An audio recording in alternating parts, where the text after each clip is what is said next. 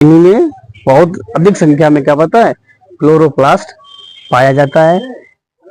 जो कोशिकाओं में भोजन का निर्माण होता है मुख्यतः इन्हीं कोशिकाओं में ही होता है, यानी कि पहले से पैरेन्काइमा में। इसका जो अदला बदली होती है, कार्बन डाइऑक्साइड को ग्रहण करना और ऑक्सीजन को निकालने का काम कहाँ से होता है, इन्हीं स्पंजी कोशिकाओं से ही होता है। नमस्कार दोस्तों, आज हम लोग पढ़ेंगे जो ये पत्तियां होती हैं जिसमें भोजन का निर्माण होता है, तो ऐसी इसमें कौन कौन सी संरचनाएं होती हैं या कहाँ पर पत्तियों में किस जगह पर भोजन का निर्माण होता है। तो इसको समझने के लिए हम समझते हैं कि पत्तियों में के कौन कौन से भाग होते हैं, क्या क्या उसमें संरचनाएं होती हैं और किस प्रकार भोजन का निर्माण होता है। तो इसको समझने के लिए क्या करेंगे, अगर हम पत्ती को ऐसे ऐसे ऊपर से नीचे तरफ क्या कर रहे हैं, ऊपर से नीचे तक काटते हैं और काटने के बाद हम इसके सूक्ष्मदर्शी में देखेंगे कि इसमें कौन कौन से अंग पाए जाते हैं। आज समझेंगे पत्ती की आंतरिक संरचना, देखते हैं कि पत्ती में क्या क्या पाया जाता है। ठीक है, इसकी संरचना कैसी होती है, तो आइए समझते हैं पत्तियों की आंतरिक संरचना कैसी होती है, इसको समझते हैं। पत्तियों के दो प्रमुख भाग होते हैं, एक होता है एपिडर्मिस और जो मध्य वाला भाग होता है उसको मेसोफिल्स बोलते हैं। क्या उसको बोलते हैं, तो एक क्या पाया जाएगा, एक इसके एपिडर्मिस दो प्रकार के, एक अपर एपिडर्मिस और एक लोअर एपिडर्मिस, और इसके जो बीच वाला भाग होता है ये मध्य वाला भाग, इसको बोलते हैं मेसोफिल्स। क्या बोलेंगे हम, मेसोफिल। इसको बोलेंगे अपर एपिडर्मिस, जो नीचे वाली होती है उसको बोलते हैं लोअर एपिडर्मिस। ये जो एपिडर्मिस होती हैं जिनकी कोशिकाओं का जो आकार होता है वो ढोलक के आकार की होती है। कैसे होती है, ढोलक के आकार की होती है। इन कोशिकाओं में क्लोरोप्लास्ट नहीं पाया जाता है। जब क्लोरोप्लास्ट नहीं पाया जाता है इसकी वजह से इसमें प्रकाश संश्लेषण की क्रिया नहीं होती है। दूसरा जो होता है आपकी लोअर एपिडर्मिस है। लोअर एपिडर्मिस में जगह जगह पर कुछ छिद्र पाए जाते हैं। इन छिद्रों को हम रंध्र या स्टोमेटा बोलते हैं। इन स्टोमेटा में दो जो छिद्र होते हैं, इनके किनारों पर दो कोशिकाएं पाई जाती हैं जिनको हम रक्षक कोशिकाएं या गार्ड सेल्स बोलते हैं। ये गार्ड सेल्स क्या करता है, रंध्र को खोलने और बंद करने का काम करते हैं। इसके अलावा जो पत्ती की जो दूसरा भाग होता है जिसको मेसोफिल्स या पर्ण मध्य ऊतक कहते हैं, ये जो पूरा भाग बचता है क्या, पर्ण मध्य ऊतक कहलाता है।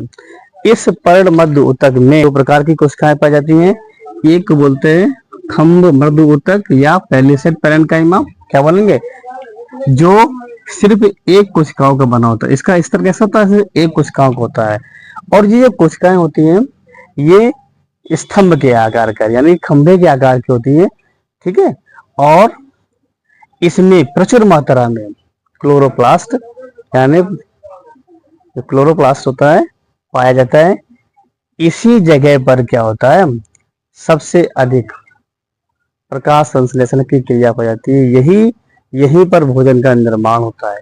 किनमें, पैलिसेड पैरेन्काइमा कोशिकाओं में ही क्या होता है, क्लोरोप्लास्ट अधिक होने की वजह से भोजन का निर्माण होता है।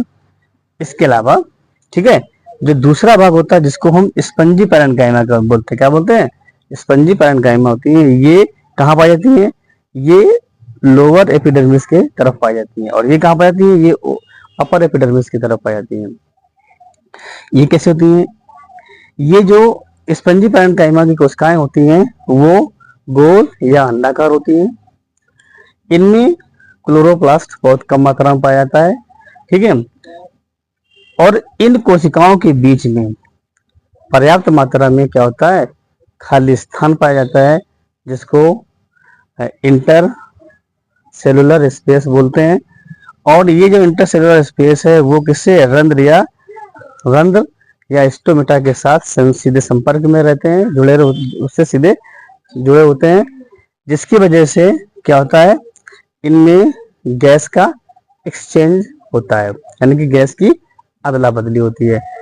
यानी कि इसका प्रमुख कार्य क्या हुआ, स्पंजी पैरेन्काइमा का प्रमुख कार्य हुआ गैस का एक्सचेंज कराना, यानी कि प्रकृति से वायु से कार्बन डाइऑक्साइड को लेना और जो प्रकाश संश्लेषण क्रिया के बाद जो ऑक्सीजन बनती है उस बनी हुई ऑक्सीजन को स्टोमेटा के माध्यम से क्या करना है, वाई में निकाल देना, छोड़ देना। ये प्रमुख कार्य इसका किसका होता है? स्पंजी पैरेन्काइमा कोशिकाओं का होता है। ठीक है, तो ये पूरी क्या है, एक प्रकार की आपका पत्तियों के अलग अलग कोशिकाओं का अलग अलग कार्य। आशा है आपको ये बात समझ में आई होगी। तो इसी प्रकार आप हमारे चैनल के साथ जुड़े रहिए और आने वाली परीक्षाओं में किन कोशिकाओं का क्या काम होता है, यानी कि जो भी प्रश्न बनते हैं इनसे संबंधित, तो उनको हम आसानी से और सही तरीके से हम उन प्रश्नों का उत्तर दे पाएंगे आत्मविश्वास के साथ। तो आज के लिए बस इतना ही, मिलेंगे जल्द ही आपसे। नमस्कार, जय हिंद।